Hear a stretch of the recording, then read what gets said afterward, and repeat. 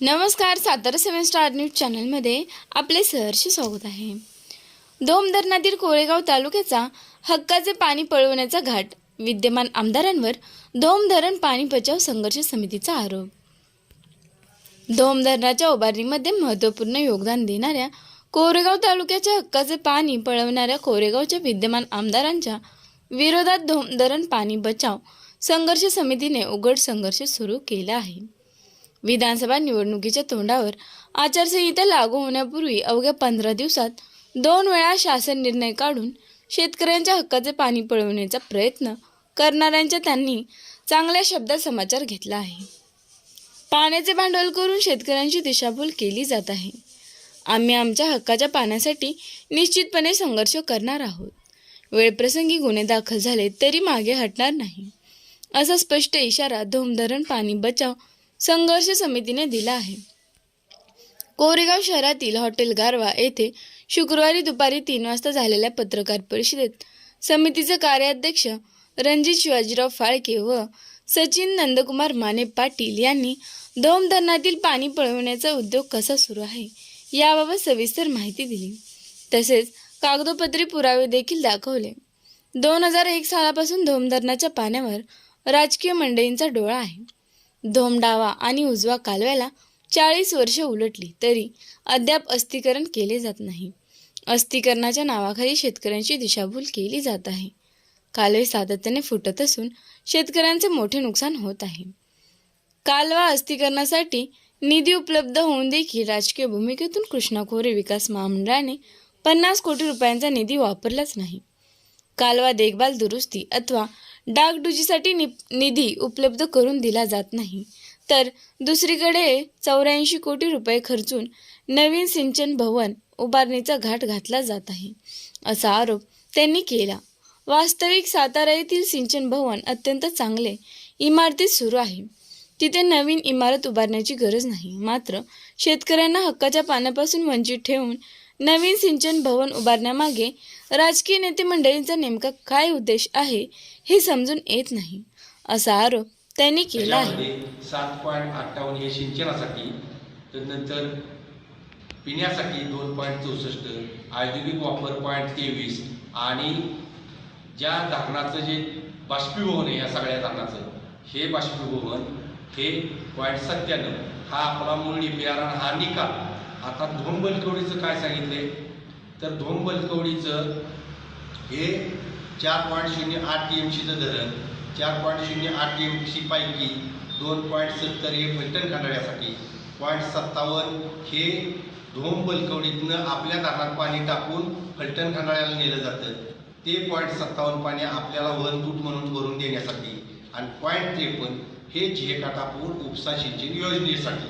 असा हा म्हणजे DPR आहे, असा हा निकाल आहे. आता हा असा निकाल असताना तो त्यानंतर अजून एक नमूद काय केले तर झेकाटापूर उपसा सिंचन योजना, या झेकाटापूर उपसा सिंचन योजनेला 3.17 TMC पाणी याच्यात दाखवलेलं आहे. आता हे सगळं असं असताना, म्हणजे हे आम्ही म्हणत नाही, हे कोर्ट म्हणते, हे सगळं असं असताना सध्याच्या विद्यमान आमदारांनी 30 सप्टेंबर 2023 रोजी एक GR काढला. हा GR मध्ये काय म्हणलेलं आहे, हे GR 30 सप्टेंबर 2023चा GR हे आम्ही सांगत नाही, हे महाराष्ट्र शासनाचा GR. ह्याच्यात सध्याच्या विद्यमान आमदारांनी GR आणला. ह्या GR मध्ये धोमच्या आमच्या वाई, सातारा, जावली, कोरेगावच्या शेतकऱ्यांचं जे पाणी आहे 11.69 ते आहे असं ठेवलं आणि याच्यामध्ये वासना, वागणा, कवटे, केंद्र ह्या योजना घातल्या. आणि असं करत असताना ह्याच्यामध्ये झेकाटापूर सिंचन योजनेला 5.742 TMC पाणी मंजूर करून घेतलं. मग आता तुमच्या पत्रकारांच्या मनामध्ये प्रश्न उपस्थित राहिला आहे की मग आता ह्यो GR काढला त्यावेळेला तुम्ही का बोलला नाही, मग आताच का बोलला, तर त्याचं कारण असं की 15 ऑक्टोबर 2024 रोजी आपली आचारसंहिता लागली आणि आचारसंहिते दिवशी हा एक GR महाराष्ट्र शासनानं पारित केला. म्हणजे सध्याचे विद्यमान आमदारांनी हा GR काढला आहे. आता हा GR काढला, या GR मध्ये काय केलेलं आहे तर हा 15 ऑक्टोबरचा GR, सगळ्यांनी बघा, हा 15 ऑक्टोबरचा GR आहे, 15 ऑक्टोबर 2024चा. आता या GR मध्ये काय केलेलं आहे तर या GR मध्ये वाई सातारा जावली कोरेगावच्या शेतकऱ्यांना 7.58 TMC पाणी मंजूर केलं. तदनंतर कवटी केंजळ योजनेला 1.28, वसनेला 1.44, वांगणेला 1.34 असं हे पाणी यात मंजूर केलं. आणि झे काठापूर उपसा सिंचन योजनेला 6.332 TMC पाणी मंजूर केलं. हे आम्ही म्हणत नाही, हे GR म्हणतोय. आणि ह्याच्यामध्ये एक टीप खाली काय लिहिली आहे तर धोम प्रकल्पाचा जो प्रकल्प अहवालानुसार पाणी वापर हा 1169 नसून तो पाणी वापर 7.58 TMCच आहे असा ह्याच्यात एक चार क्रमांकाच्या ओळीला त्यांनी नमूद केलं. आता हे असं सगळं असताना मग परवा त्यांची एक क्लिप फिरत होती. ती क्लिप काय आहे तर ती क्लिप तुम्हाला लावतो, म्हणजे किती तुम्ही खोटं बोलताय. तर ह्याच्यामध्ये त्यांनी काय म्हणलेलं आहे तर ह्या क्लिपमध्ये इथं क्लिप आहे माझ्याकडे. इथं काय म्हणलेलं आहे की धोमच्या कार्यक्षेत्रातले काही मंडळी विरोधक माझ्या विरोधात सध्याच्या विद्यमान आमदारांनी क्लिप पाठवली आहे, त्यांच्या कुणी पाठवली असेल. त्यांनी काय म्हणतात की 30 सप्टेंबरचा मी GR काढलाच नव्हता आणि हा GR आलाच नाही. समोरचे विरोधक खोटे बोलतात. आता जर 30 सप्टेंबरचा GR तुम्ही काढलाच नव्हता तर मग ह्यो काय 30 सप्टेंबरचा GR आहे का? ह्यो 30 सप्टेंबरचा GR आहे. हे काय म्हणतात 30 सप्टेंबरचा GR काढलाच नव्हता. आता असं सगळं असताना आपल्या निकालामध्ये काय नमूद केलेलं आहे की 7.58 सिंचनासाठी 2.64 पिण्यासाठी असं सगळं एकूण पाणी आपल्याला 10.22 TMC पाणी वाई सातारा जावली कोरेगावच्या आमच्या सर्व शेतकऱ्यांना ज्यावेळेला येतं त्यावेळेला आपल्याला 8 रोटेशन येतं.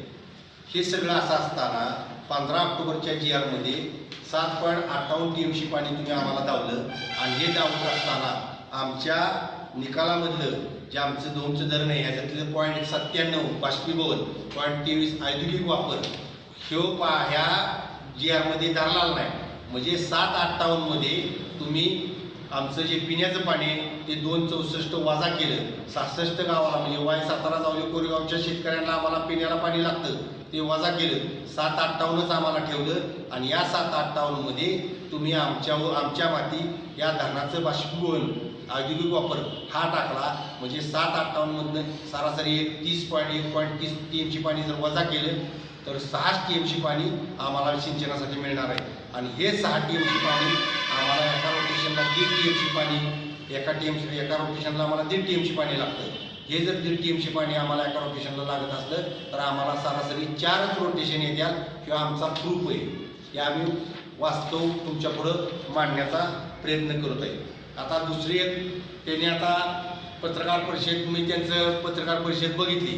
या पत्रकार परिषदेमध्ये त्यांनी एक उल्लेख केलेला आहे की वेगवेगळ्या पक्षाचे दलाल आहेत आणि ते दलाल ही भूमिका मांडतात. धोम धरण पाणी बचाव संघर्ष समिती कुठल्याही पक्षाचा आम्ही अजिबात इथं पक्षाची भूमिका मांडायला आलेलो नाही. आम्ही मतं तुम्हाला कोणाला मागायला आलेलो नाही. पहिल्यांदा स्पष्ट करतो की ही पत्रकार परिषद धोम धरण पाणी बचाव संघर्ष समितीची पाण्यासाठीची चाललेली आहे. मग आता सध्याच्या विद्यमान आमदारांनी आमच्यावर ही टीका केलेली आहे की हे दलाल आहेत. मला काय म्हणायचे की आम्ही काय तुमच्याकडे 50 खोकी घेऊन दलालगिरी करायला कुठं गेलेलो नाही. आम्ही 13 वर्ष पाण्यासाठी संघर्ष केलेला आहे. 13 वर्ष वाई सातारा जावली कोरेगावची जनता बघती आहे की पाण्यासाठी कोण संघर्ष करत आहे. आमच्यावर केसेस आहेत, वेगवेगळे गुन्हे दाखल झालेले आहेत. हे आम्ही लोकांच्यासाठी केलेलं आहे, शेतकऱ्यांच्यासाठी केलेलं आहे. शेतकरी हा केंद्रबिंदू मानून आजपर्यंत आम्ही लढलेलो आहे. आम्ही कधी कुठल्या आमिषाला बळी पडलो नाही. शेतकरी आणि त्याच्या पाण्याचं संरक्षण एवढाच एक हेतू घेऊन आम्ही कायम प्रेरित होऊन काम केलेलं आहे. असं सगळं असताना झे काठापूर उपसा सिंचन योजनेचं पाणी मी सर्व परिसराला देणार आहे अशा पद्धतीचं पत्रकार परिषदेमध्ये त्यांनी सांगितलं की मी बारमाही पाणी देणार आहे, असं इकडं पाणी देणार आहे, तिकडं पाणी देणार आहे, अशा पद्धतीची त्यांची क्लिप मी बघितली. ठीक आहे, मला त्यांचं म्हणणं आम्हाला त्याबद्दल काय म्हणायचं नाही. आता साहेब झे काठापूर उपसा सिंचन पत्रकारांना सांगतो, झे काठापूर उपसा सिंचन योजनेचा माझ्याकडे GR आहे. तो GR आमचा नाही, महाराष्ट्र शासनाचा ह्यो GR आहे. आता या GR मध्ये काय म्हणले, ह्यो GR या GR मध्ये 4थ्या क्रमांकाला बघा काय लिहिले की जिहे काठापूर उपसा सिंचन योजना ही जून ते 14 ऑक्टोबर पर्यंत चालवायची, म्हणजे ही योजना ही 4 माही आहे. आणि असं असताना या योजनेला 3.17 TMC पाणी मंजूर आहे, तो निकाल सांगतोय MWRRA चा. आता ही महाराष्ट्र शासनाचा UGR ही योजना 4 माही आहे. त्यानंतर कृष्णा खोरे विकास महामंडळानं 10 वर्ष अभ्यास केला. कनेर आणि ढोम ही दोन्ही धरणं भरल्यानंतर अतिरिक्त पुराचं पाणी किती जाईल तर ते 3.17 जाईल. 3.17 TMC पाणी जाईल आणि ते पाणी अडवून मग मान आणि खटावला पाणी द्यायचे. आता सध्याचे विद्यमान आमदार मान खटावची जनता असेल किंवा इकडं आमची बाडलं खोऱ्यातली जनता असेल किंवा इकडं आमची सुळशी खोऱ्यातली जनता असेल, या जनतेला किती तुम्ही खोटं बोलणार. ही योजना 4 माही आहे. ही योजना 4 माही असण्याचा आमच्याकडे GRचा पुरावा आहे. आणि असं सगळं असताना तुम्ही हा GR आमच्याकडं महाराष्ट्र शासनात आहे, हे काय आम्ही म्हणतोय का, तर हे महाराष्ट्र शासन म्हणते, ह्याच्यावर मुख्यमंत्र्यांची सही आहे. असं सगळं असताना तुम्ही आता लोकांना दिशाभूल करताय की ही योजना 12 माही मी चालवणार, 12 माही पीक पाणी देणार, ओढे नाले व्हायला लावणार. तर योजना तर 4 माही आहे, तुम्ही 12 माही पाणी आणणार कुठनं. दुसरी गोष्ट, जे काठापूर उपसा सिंचन योजनेवर जे मान खटावचे आमचे शेतकरी ते सुद्धा आमचेच बांधव आहेत, आमचेच पैपावणे, त्यांना पाणी देऊ नका असं आमचं मुळीच म्हणणं नाही. परंतु संपूर्ण खोटं बोललं जातं या, ही खोटं कुठेतरी बोललेलं थांबवलं पाहिजे, म्हणून आजची पत्रकार परिषद आम्ही घेतलेली आहे. हे बोलत असताना सर्व पत्रकारांना एक विनंती करतो की या GR मध्ये जे काय दावलेलं आहे ते आम्ही लिहिलेलं नाही, हे महाराष्ट्र शासनाने लिहिलेलं आहे. 3.17 TMC पाणी तुम्हाला मंजूर आहे आणि तुम्ही आता 6.332 TMC पाणी इथं दाखल केलेले, ही पाणी तुम्ही आणणार आहे कुठनं, ह्याच्या प्रश्नाची उत्तरं तुम्ही आम्हाला दिली पाहिजे. दुसरा एक प्रश्न आता असा विषय झाला की आम्ही गावोगावी जाऊन हे सगळं GR सांगतोय आम्ही त्याची पूर्ण जबाबदारीने सांगतो की आम्ही प्रत्येक गावातल्या शेतकऱ्यांना हे सांगतो की अशा पद्धतीचा GR आलेला आहे आणि आपल्याला शेती सिंचनाचं पाणी 1169 नसून 7.58 वर आपल्याला आणलेलं आहे, म्हणजे आपल्याला 4 पोर्शन इथनं पुढे येणार आहेत. हे आम्ही सगळ्या गावात जाऊन सांगतोय.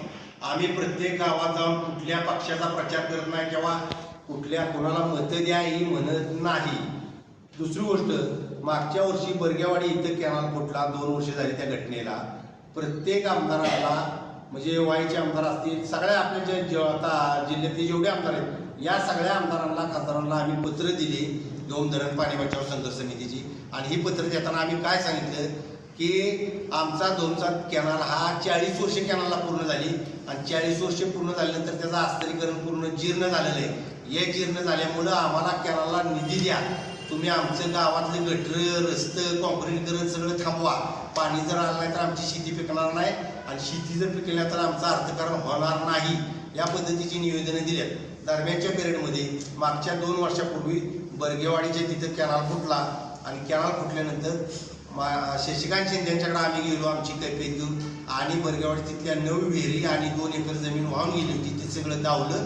आणि त्या पिरियडमध्ये अर्थसंकल्पीय अधिवेशन चालू होतं. अर्थसंकल्पीय अधिवेशनामध्ये शशिकांत शिंदेने हा मुद्दा लावून धरला आणि त्यांनी सध्याचे जे जलसंपदा मंत्री आहेत त्या जलसंपदा मंत्री देवेंद्र फडणवीस यांनी 50 कोटी निधी हा आपल्या 2च्या कॅनलला दुरुस्तीसाठी तातडीनं मंजूर केला.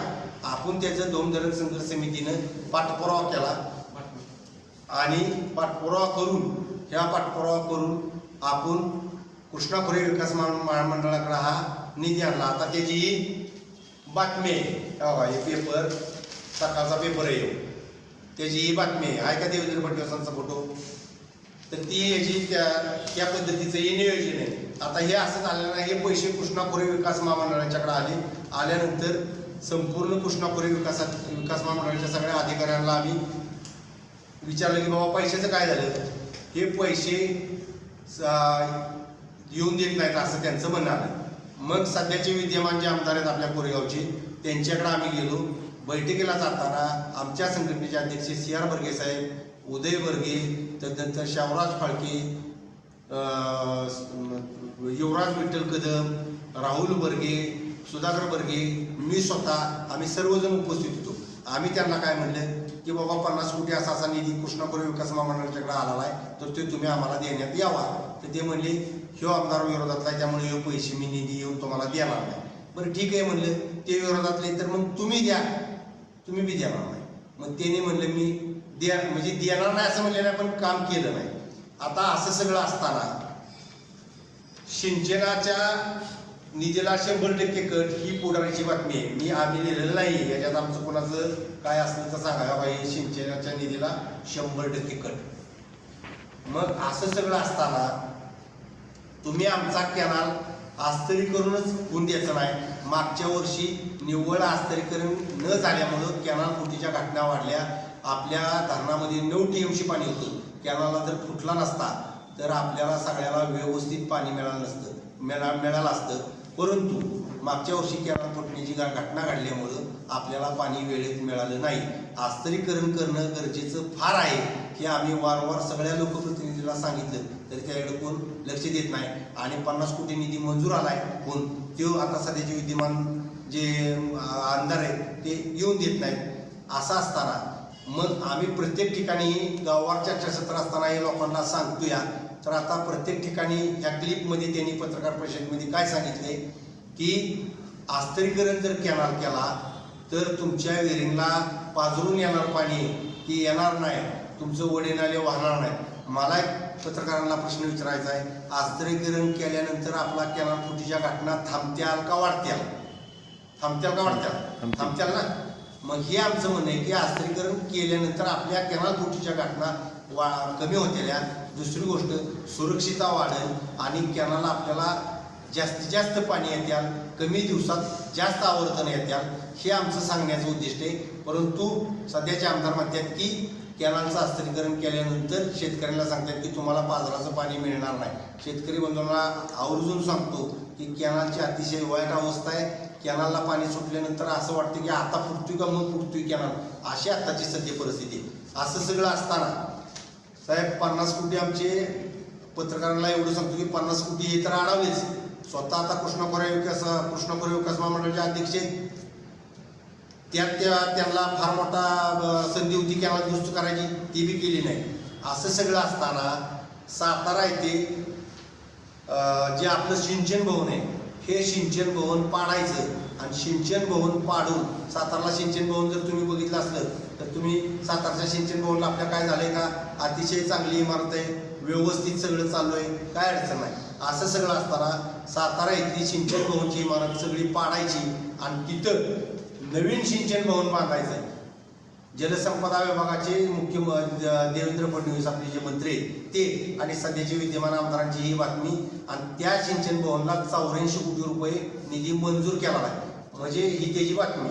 म्हणजे मला काय म्हणायचे की एवढं सगळं आम्ही वारंवार सांगतो की आमच्या कॅनालला निधी द्या, तुम्हाला कॅनालला निधी नाही आणि तुम्ही या सगळ्या सिंचन भवनला तुमच्याकडे निधी आहे. म्हणजे मग तुमचं याच्यातनं एवढंच दिसते की आमचा शेतकरी हा निव्वळ पाण्यापासून वंचित ठेवायचा, त्या धरणातलं पाणी आहे असं शिल्लक ठेवायचं, कायम त्याला पाण्यापासून वंचित ठेवला पाहिजे, अशा पद्धतीची तुमची संपूर्ण व्यवस्था तयार केलेली आहे. आता परवा साहेब मी पत्रकारांना आवर्जून एक सांगतो, पृथ्वीराज बाबा माजी मुख्यमंत्री त्यांच्याबरोबर माझी भेट झाली आणि त्यांनाही CR दावल्यानंतर त्यांना विचारलं की आमच्या 2 धरणाचा असा GR आहे, असा DPR आहे, हा बदलता येतो का. आणि हे 2 GR त्यांना दावले. तर 5 वर्षे त्यांनी मुख्यमंत्री म्हणून काम पाहिलेलं आहे. 2च्या धरणाचा DPR GR बदलता येत नाही, तरी सुद्धा वारंवार हे 2 वर्षात 2 वेळा GR बदलला. अशा पद्धतीचं हे त्यांनी मला त्या ह्याच्यात सांगितलं. दुसरी अजून एक महत्त्वाची प्रकृतीनं गोष्ट आपल्या सर्वांना सांगायची आहे की ह्याने त्या पत्रकार परिषदेमध्ये सांगितले की झेकाटा उपसा सिंचन योजनेवर काय आमचे शेतकरी, मग आमचा मानखाटवाचा शेतकरी असं किंवा इकडे कुठं या वरच्या भागाला पाणी देतो, खालच्या भागाला पाणी देतो म्हणल्यात या सर्व शेतकऱ्यांना ज्या वेळेला ते म्हणले 12 महिने मी तुम्ही नाले वाहण्यासाठी ही आमची झेकाटा उपसा सिंचन योजना चालवणार. मला विद्यमान आमदारांना प्रश्न विचारायचा आहे, अहो झेकाटा उपसा सिंचन योजना 4 माही आहे, तिचा GR आहे आमच्याकडे महाराष्ट्र शासनाचा. मग ही 4 माही असताना तुम्ही शेतकऱ्यांना का अजून किती खोटं बोलणार आहे. म्हणजे अशा पद्धतीचं खोटं बोलून सर्व शेतकऱ्यांच्या पाणी प्रश्नावर त्यांची दिशाभूल करण्याचं काम हे सध्याचे विद्यमान आमदार करतात. आणि शेवटचा एक म्हणजे आवर्जून तुम्हाला दोन पाणी बचाव संघर्ष समिती बाबा सांगणार आहे, ते म्हणजे दोन धरण पाणी बचाव संघर्ष समितीत आज ते आम्ही शेतकरी हा केंद्रबिंदू मानून पाण्याच्या संरक्षणासाठी, त्याच्या पाण्याच्या संरक्षणासाठी आम्ही आतापर्यंत लढत आलेलो आहे. MWR लवादा ह्याच्यामध्ये आम्ही केसेस लढलेलो आहे. आतापर्यंत आमचे 16 लाख रुपये गेले आहेत. आम्ही एकही रुपया कुठल्याही Y7 कोरेगावच्या शेतकऱ्याकडनं कधी घेतला नाही. कुठल्याही गावात जाऊन विचार की तुमच्याकडनं दोन धरण पाणी बचाव संघर्ष समितीनं पैसे घेतलेत का. आम्ही आमच्या ह्या पाण्याचं संरक्षण करण्यासाठी टोटल हे आतापर्यंत काम करत आलेलं आहे. अजून एक महत्त्वाचा मुद्दाच राहिला, दोनचे धरण ज्या वेळेला 43 गावं आमच्या कोरेगाव तालुक्यात वसावली, त्यांचं पुनर्वसन आमच्या तालुक्यात झालं, आमच्या जमिनी गेल्या, आमचं योगदान झालं. मग एवढं सगळं असताना दोनचं धरण आमचं आहे, त्या धरणाचे मेन मालक आम्ही आहे. मूळ जे 2 पाट आहेत कॅनलचे ते सगळे आमचे, कॅनल आमचे, धरण आमचं, हे सगळं असताना तुम्ही जर आमच्या धरणावर मालक होणार असला तर ते आम्ही कदापि खपवून घेणार नाही. आमच्यावर वैयक्तिक केसेस तुम्ही घालताय, अनेक प्रकारचे गुन्हे दाखल करताय. एवढं सगळं करत असताना तुम्ही ह्याच्यातनं दोन धरण संघर्ष समितीचं काम थांबावं एवढंच सगळं केलं या 2.5 वर्षात उद्योग. मागच्या वेळेला जलसंपदा मंत्री बाळासाहेब पाटील होते, आपल्या जिल्ह्याचे पालकमंत्री बाळासाहेब पाटील होते. ह्या 2.5 वर्षात कधी सुद्धा असा विस्कळीतपणा आला नाही. कृष्णा खोऱ्याचा उपाध्यक्ष तुम्ही झाल्यानंतरच असा विस्कळीतपणा का आला याचा सुद्धा तुम्ही सगळ्यांनी अभ्यास करावा. आज या ठिकाणी तुम्ही जे पत्रकार परिषद बोलवली ते पत्रकार परिषदेला आम्ही सगळं तुम्हाला माहिती GRची वगैरे दिलेलीच आहे. आता जे ते TMC बद्दल बोलले आहेत, पाण्यासंदर्भ म्हणजे जे काय काय बोलले आहेत, 300 दिवस कॅनल मी अख्खा 300 दिवस कॅनल आमचा धोमचा वाहणार आहे, ही सगळे जे बोलले आहेत त्याबद्दल आमचे दोन धरण पाणी बचाव संघर्ष समिती चिव नंदकुमार पाटील बोलतात. आणि दुसरी गोष्ट, दोन धरण पाणी बचाव संघर्ष समिती ही कुठल्याही राजकीय पक्षाशी बांधील नाही. आम्ही कुठल्याही पक्षाला मतं द्यावी ती म्हणून ही पत्रकार परिषद घेतलेली नाही. हे पाण्याचं निव्वळ संरक्षण व्हावं आणि आमच्या पाण्याचं जे वेगवेगळं दिशाभूल करून पाणी इकडे देतो तिकडे देतो हे जे सांगितलं जात आहे हे सांगण्यासाठी आज इथं पत्रकार परिषद बोलली. यानंतर नंदकुमार पाटील बोलतील.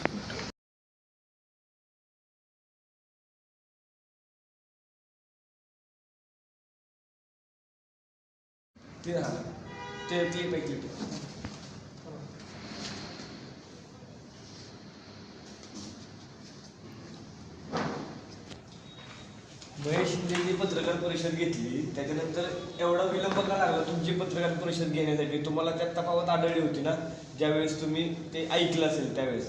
त्याच्यानंतर एवढा उशीर का केला? ऐन निवडणुकीच्या मध्येच तुम्ही पत्रकार परिषद घेऊन हा संशय व्यक्त करताय किंवा GR दाखवताय? नाही, विषय कसा आहे माहिती आहे का, पत्रकार परिषद त्यांनी जोपर्यंत घेतली नव्हती तोपर्यंत आम्ही काय सुद्धा त्याच्यावर भाष्य केलेलं नाही. परंतु पत्रकार परिषद त्यांनी घेतल्यानंतर आम्हाला नाही यायला असतो हे सगळं उघडं करावं लागलं. पत्रकार जोपर्यंत परिषद त्यांनी घेतली नाही तोपर्यंत आपण काही कुठं बोललेलो नव्हतो. परंतु तुम्ही इतकं खोटं बोलताय.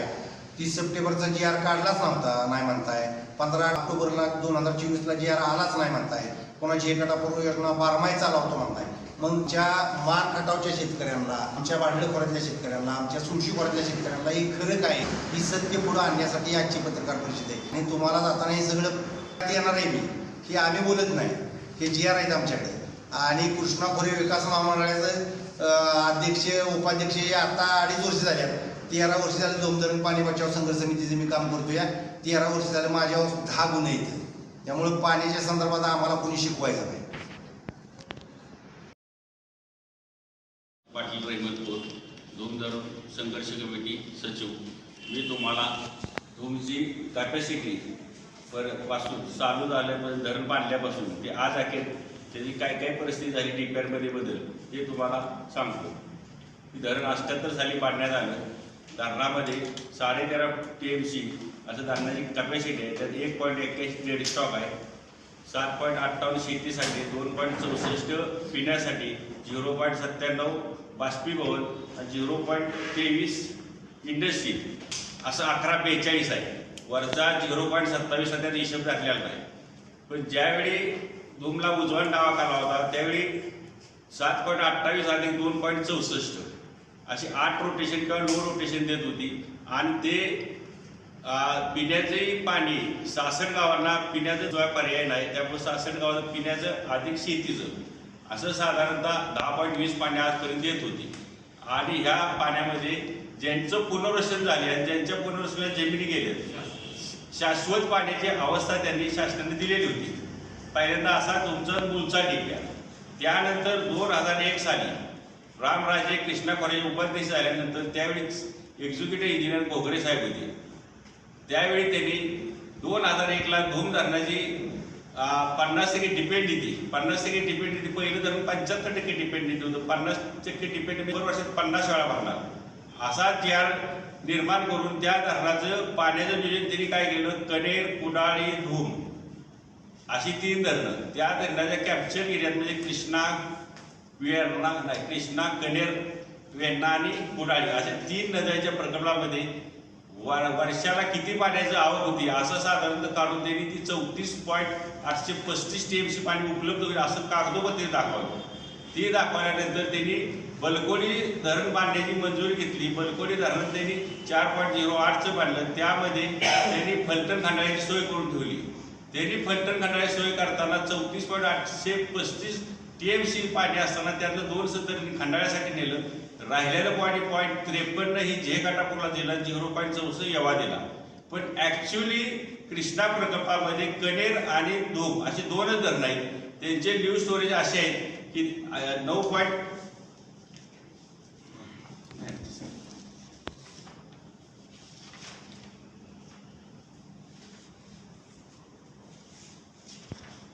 कणेरचा न्यू स्टोरेज 1169 आणि नाही धूमचा आणि कणेरचा आहे 9.59. साधारणतः असं 22 TMC पाणी उपलब्ध असताना सुद्धा घोगरे साहेब रामराजेंनी ह्या प्रकल्पामध्ये 22 ऐवजी 32 TMCचा उपलब्ध साठा दाखवून 32 TMC नियोजन केलं. हे नियोजन करताना त्यांनी काय केलं.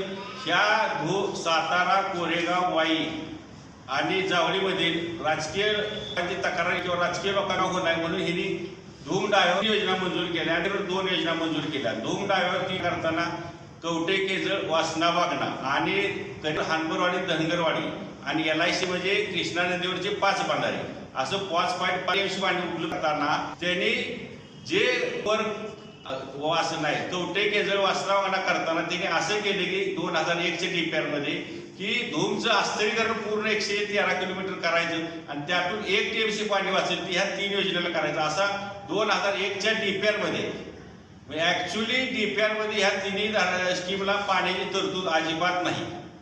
त्यानंतर त्यांनी काय केलं असा तुम्हाला 2001चा जो DPR तयार केला त्यात असं लिहिले धूम धरणाची प्रचलित पाणी व्यवस्था न बदलता 50% विश्वासार्थीने 3.80 अब्ज घनफूट पाणी वापरायचे नियोजन करता येईल. तथापि त्यावेळी कृष्णा प्रकल्पाचे एकूण जल नियोजनावर परिणाम होणार नाही याची दक्षता घ्यावी लागेल अशी 2001चा GR काढताना म्हणजे DPR बदलताना त्यांनी मूळची टीप घातलेली आहे. मूळच्या प्रकल्पाला हात न लावता ह्यो नवीन 2001चा त्यांनी केलेला आहे. त्यामुळे 10 TMCचं पाण्याचा ह्याच्यातला गोळ मी बऱ्याच वेळा कालवा सल्लागार MWला विचारला असता ह्याच्यावर कुणी उत्तर द्यायला तयार नाही. कुठलाही शासकीय अधिकारी ह्याच्यावर बोलत नाही. ते म्हणतात DPR प्रमाणे आम्ही सांगतो. म्हणजे आपल्या 3 तालुक्याला म्हणजे 4 तालुक्याला 10 TMCचा फरकाव ह्यांचं दरबारीला फेर नियोजन आहे. त्यामुळे काय आहे महाराष्ट्रात फक्त असेच 2 धरणं आहेत की त्यांच्या लिव्ह स्टोरेजपेक्षा डबल नियोजन केलेलं आहे. त्यामुळं आपल्याला पाण्याची कायम कमतरता राहणार आहे. त्यानंतर त्यांनी काय केलं 3.17 हे काटापूरला दिलं. काटापूरला देताना त्यांनी बलकोडीमध्ये 0.53 केलं आणि 2.64 ही कणेर आणि धूम याच्या फ्री कॅचमेंटमध्ये येणाऱ्या पाण्यात ते पाणी काटापूरला आटून 0.35 बॅलर निर्माण करून तेथून पाणी उचलायचं असं नियोजन असताना ते 1 जुलै ते 14 ऑक्टोबर असताना हे पाणी असे उचलत होते. त्याचा परिणाम असा झाला की गेल्या वर्षी जे दुष्काळ भागात काटापूरची योजना चालू झाल्यानंतर मला कोरेगावच्या नागरिकांना एक सांगायचे आहे की त्यावेळी जे काटापूर चालू झाल्यानंतर पॅरेंट टाकल्यानंतर त्यांचा जी जॅकवेल आहे तो खाली आहे. त्यांना त्यामुळे महिनाभर पाणी नाही मिळाल्यामुळे कोरेगाव जनतेला त्यावेळी 15 ते 20 दिवस पाणी प्यायला मिळालं नाही. हे जे काटापूरची योजना चालू झाल्यामुळे. आणि तसंच अस्थिरीकरणाचा एक विषय सांगतो. अस्थिरीकरण जर केलं नाही गेल्या वर्षी तर कॅनल फुटल्यामुळे 2 महिने पाणी आलं नाही. कोरेगावचा काही भाग धूमच्या कॅनल उपलब्ध पिण्याचं असल्यामुळं तिथंही पाणी त्यांना मिळालं नाही. म्हणजे विद्यमान आमदार हे दोन्ही अस्थिरीकरण आणि जे काटापूरच्या योजनेमुळे किती जनतेला त्रास होतो हे जनतेने ठरवलं पाहिजे असं आमचं मत आहे. त्यानंतर तुम्हाला सांगतो फेरनियोजन करता येत नाही. दुसरा की वासना वागणा कवठे केजळ हे 2001च्या GR मध्ये धूम डाव्याचे अस्थिरीकरण करून 1 TMC पाणी द्यायचं आहे. पण ह्या तिन्ही योजनेमध्ये त्यांच्या जमिनी कुणाचे गेले नाही, त्यांच्यात पुनर्वसन अजिबात नाही. तसंच जे काटापूरचं जे पाणी मान खटावलाच गेले त्याचही पुनर्वसन अस्थिरीकरण नाही. तसंच तुम्हाला सांगतो यांनी त्यावेळी सांगितलं विद्यमान आमदारांनी की 300 दिवस कॅनल मी चालवतो. 300 दिवस कॅनल चालवताना धूमचा शेतीसाठी 7-8 पाणी 7-8 पाणी 300 दिवस चालू आहे. 300 दिवस पाणी चालवायला 18 TMC पाणी लागतं. धूम उजवी डाव्याची कॅपॅसिटी 700 ते 750 आहे. रोज असं सोडलं तर महिन्याला 21,000 होतं. साधारण 2.25 TMC 10 महिने चाललं तर कमीत कमी 18 पाहिजे. आपल्या जर 7-8 पाणी असताना ते 10 TMC कुठून आणणार. म्हणजे हो अख्खा DPR बोगस आहे आमचं म्हणणं आहे. तो DPR पूर्ण बोगस आहे हे तुम्हाला मी सिद्ध करून दाखवी. माझी काय अडचण त्यात नाही. तसेच 1 महिना झालं म्हणतात की पाण्याचं मागणी नसल्यामुळे पाणी सोडत नाही. तुम्हाला लक्षात येईल की पाण्याची मागणी दरवर्षी मी 14 ऑक्टोबर देतो. माझी 2001ची सोसायटी आज 24 वर्ष झालं. देताना असं कळलं की आरक्षण म्हणजे ही वाटत आचारसंहिता असल्यामुळं पाणी सोडता येत नाही. पण आचारसंहिता आणि पाणी सोडण्याचा काही संबंध नाही. आचारसंहिता तुमचे पगार थांबतात का नाही. पण आचारसंहिता जर म्हणत असली तर कालचा जरंडेश्वर कारखाना 11 तारखेला चालू होणार होता. त्यावेळी 10 तारखेला धूमचं पाणी सुटणार होतं आणि त्यांना पाण्याची कमतरता होती. पण धूमचं पाणी न सुटल्यामुळे त्यांचा कारखाना ऊस सोडून आला. पाणी नसल्यामुळे त्यांनी राजकीय दबाव टाकून जे काटापूर योजना चालू केली आणि जरंडेश्वर कारखान्याला पाणी दिलं. त्यावेळी शेतकऱ्यांचं शाळू उसाला पाणी वाळत होतं तरी प्रशासन त्यावेळी लक्ष देत नाही. म्हणजे आमचं असं म्हणणं आहे की कलेक्टर जर असा मागत असेल त्यांची चौकशी निवडणूक आयोगाकडून त्याच्यावर कारवाई करावी अशी आमची विनंती आहे तुम्हाला. तसे तुम्हाला सांगतो 30 सप्टेंबर 23 आणि 15 ऑक्टोबर 24 फेरनियोजनाचा तुम्हाला फरक सांगतो.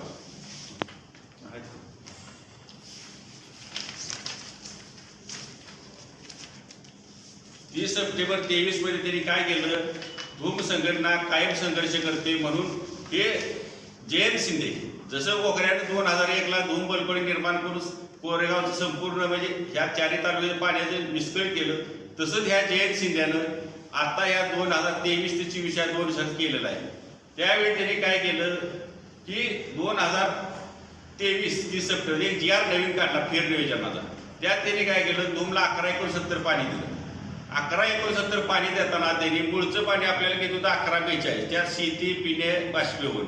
त्याने ऍक्च्युली सगळं पाणी तुमचं न्यू स्टोरेज दिला. त्यानंतर कनेरला 7-58 दिलं. वासनाला 1.44 दिलं. वागणाला 1.43 दिलं. जे काटापूरला 5.742 पाणी दिलं. उपसाला 1.25 दिलं आणि गोंबळवाडीला 0.718 असं 30 TMCचं पाणी केलं आणि 1.1 TMC पियाला 0.407 आंदोली. ऍक्च्युली पाणी तुम्ही सांगा कुठल्याच अन्नाचं बाष्पीभवन होणार नाही असं कधी होईल का. तेव्हा 11/69 पाणी देताना आम्हाला 11 पाणी दिल्यामुळे आम्ही त्याच्यावर अपील केलं नाही, काय केलं नाही. पण 11/69 दिल्यानंतर त्यांनी जे काटापूरला 5.742 केलं. जे काटापूरची कॅपॅसिटी 100 क्युसेसची. रोज मोटर चालू झाल्यानंतर 100 क्युसेसनं 1 TMC उचलायला 120 दिवस लागतात. जर 5.742 पाणी उचलायला अख्खं वर्ष झालं तरी पाणी उचलणार नाही. म्हणजे पाण्याची निश्चित कागदोपत्री आकडे फिरवी केली आहे. या 10 TMCचा फरक आहे. ह्याच्यावर कुठलंही बोलत आहे. पण उपसाला 1.25 दिलं. हे पाणी ऍक्च्युली कनेर जे आहे धूमच्या DPR मध्ये ह्यातलं कुठलंही नियोजन नाही. त्यामुळे आम्ही 11/69 दिल्यामुळे आम्ही त्याच्यावर काही बोललो नाही. पण त्यानंतर त्यांनी 15 ऑक्टोबरला असं केलं की हो पुन्हा GR बदलला आणि धूमचं पाणी त्यांनी 7.58 केलं 11/69 ऐवजी. त्यावेळी त्यांनी काय केलं कवटेकेजला पुन्हा 1.28 पाणी दिलं जी 30 सप्टेंबरच्या GR मध्ये कॅन्सल केलं होतं. वासनाला 1.44 दिलं. वागणाला 1.34 दिलं. 1.93 दिलं तर वागणाला ती कमी करून 1.34 वर आणलं. कनेर आरपण बोंगरवाडीसाठी 9.39 होतं, पहिलं 7.28 होतं, 9.39 दिलं. हानबरवाडी 0.81 30 ठेवलं, धनगरवाडी एवढं ठेवलं. पण जे काटापूरला पुन्हा बदल केल्यानंतर 5.742 वरून 6.332 केलं. हे कशासाठी केलं तुम्हाला दाखवतो. पहिल्या पाण्यावर त्यांनी काय लिहिलंय, 30/1/23 रोजी आयोजित करणाऱ्या बैठकीत निर्देश कोरेगाव तालुक्यात आंबोडे, किनई, चिंचणी, खेड, जांबुदू, हिवरे, कवडेवाडी, बोसे, चिमणगाव, पंढरमाची, पाटली इत्यादी पाणीसाठी गुरुवर्य लक्ष्मणरावजी इनामदार उपसाचे जे गटावर पाणी देण्याची मागणी त्यानुसार 0.59 पाणी आपण प्रस्तावित केलाय. मला सांगा, ह्या प्रकरणामध्ये 10 TMCचा फरक असताना 0.59 कुठल्या धरणात तरतूद केली यांनी ती जाहीर करावी किंवा त्याचे GR दाखवावे. नुसते कागदो फिरवायचे GR उपयोग नाही. ऍक्च्युली तुम्हाला सांगतो असं आहे की महाराष्ट्रात की धूम आणि कनेरचे मूळच्या DPRचे आणि ह्या नवीन DPR जमीन असण्याचा फरक केलेला आहे. त्यामुळं आपल्या ह्या 4 तालुक्यावर या लोकप्रतिनिधी पूर्ण अन्याय केलेला आहे. आमचं असं म्हणणं आहे, जे काटापूरला जर तुम्हाला पाणी पाहिजे होतं, खाटात टोटल 16 TMC पाणी त्यांनी उपलब्ध करून दिले. मूळचं पाणी मुरमुरीमध्ये खाटावमानला 6.80 आहे आणि तारेमध्ये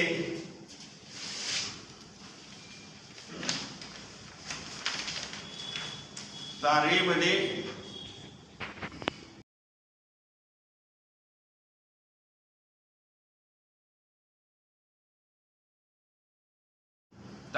3.20 आहे. असं 10 TMC पाणी मूळचं खाटावर आहे. आणि जर तुम्ही हे काटापूर 6.332 केलं तर ती पाणी 16 TMC गेलं. आमचं असं म्हणणं आहे की तुम्ही जर फेर नियोजन कनेर डोंगरच का, तुम्हाला सांगतो कोंबडवाडी त्या प्रकारच्या गायकवाडांना माहिती आहे, तिथं साधारणतः 6.5 TMC पैकी फक्त 4 TMC पाणी उचललं जातं. तिथं 2.5 TMC पाणी शिल्लक राहतं. आणि तारेतलं पाणी 3.80 गेली 10 वर्ष झाले धरण होऊन तिने आज गेल्या वर्षी लिंक कॅनल चालू झाले. 3.20 पाणी तिथं जे म्हणजे खाटाव माणसं आहे. तर आमचं असं म्हणणं आहे, जर त्यांना जे काटापूरला पाणी पाहिजे असलं तर तारेतलं पाणी तुम्ही सांगलीला देऊ शकता. सांगलीला कनेरमध्ये 3.85 आहे. ते पाणी डायव्हर्ट करून धूममध्ये कनेरमध्ये घ्यायचं. कनेरचं पाणी तारेमध्ये घेऊन ते 3.20 जर जे काटापूर बारमाही होईल. पण तुमचं ध्यान पूर्ण धूमवरच का, म्हणजे धूमचा शेतकरी वंचित ठेवून तुम्ही खाटावमानला जर पाणी नेणार असाल तर या धूमच्या शेतकऱ्यांना आंदोलन करण्याशिवाय किंवा काही पर्याय नाही. जर असे दरवर्षी आणि फेर नियोजन मुळात करता येत नाही. एका वर्षात 2 वेळा फेर नियोजन करायचं कारण काय? असं काय त्या कोरेगाव तालुक्यावर काय कुठं डोंगर पडले ती का भूकंप झाले ती काय झाले, ह्या गोष्टीचा सुद्धा अभ्यास केला पाहिजे. दरवर्षी फेर नियोजन करणार असले तर प्रशासनाला पाणी करता येत नाही. गेली 40 वर्षे टेट ट्यूब पाणी असताना गेल्या 2.5 वर्षात टेट ट्यूब पाणी जात नाही. त्यामुळं प्रत्येक रोटेशनचं 21 दिवसात होणार रोटेशन आज 35 दिवस जातात, 40 दिवसात जातात. पाणी वाया जायचं प्रमाण जास्त आहे. धूमचे लिकेजचं प्रमाण 35% आहे. 35% लिकेज असल्यामुळं शेतकऱ्याला वेळेत पाणी मिळत नाही. त्यामुळं ते लिकेजचं पाणी धूम जे काटापूरला जातं आणि जे काटापूर उचलताना आपल्याला सोपं पाणी होतं. म्हणून ते नास्तरीकरण करायचं नाही.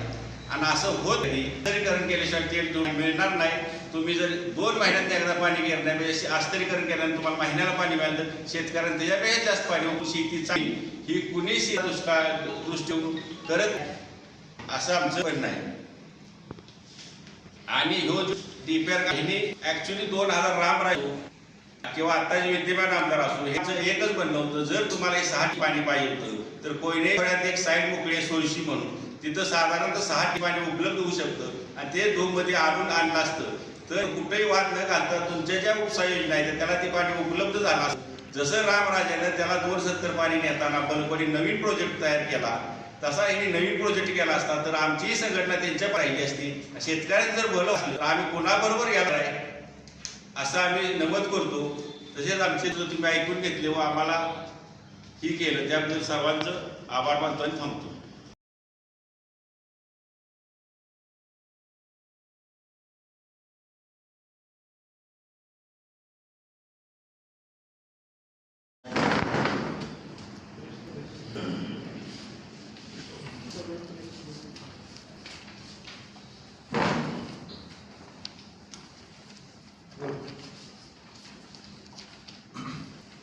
आता पाटलांनी जी त्यांची बाजू सगळी मांडली कागदपत्री सगळं आलेलं आहे तुम्हाला.